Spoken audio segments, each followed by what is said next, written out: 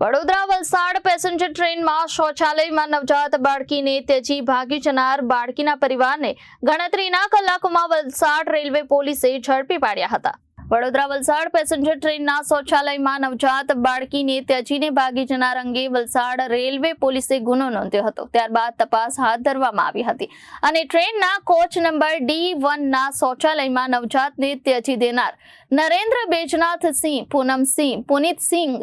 જૂનમ બાદલ દત્તાને ઝડપી પાડવામાં આવ્યા હતા।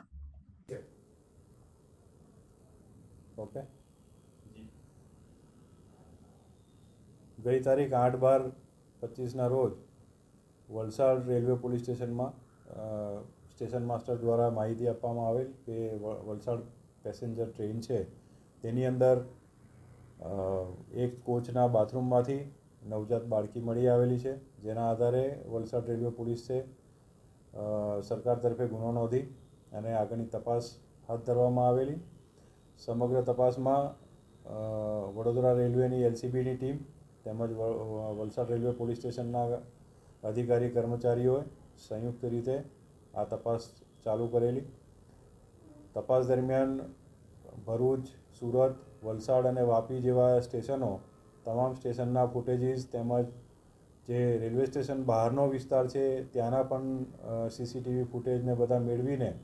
અને ઊંડાણપૂર્વક તપાસ કરેલી હતી, જેમાં જે શકદાર ઈસમો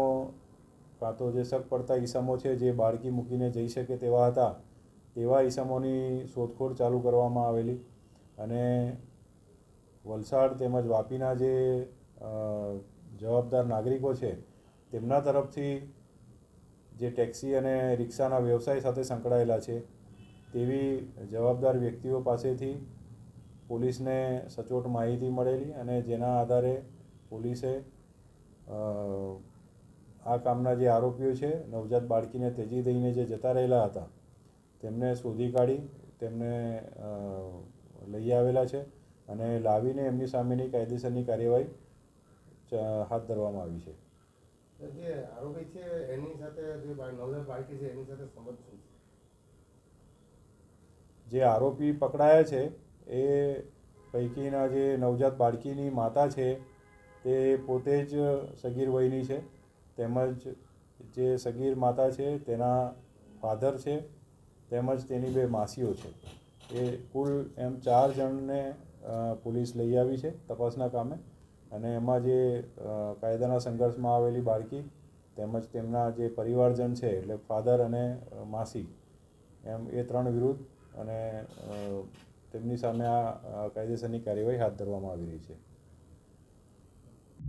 bureau report Janadesh news, Surat.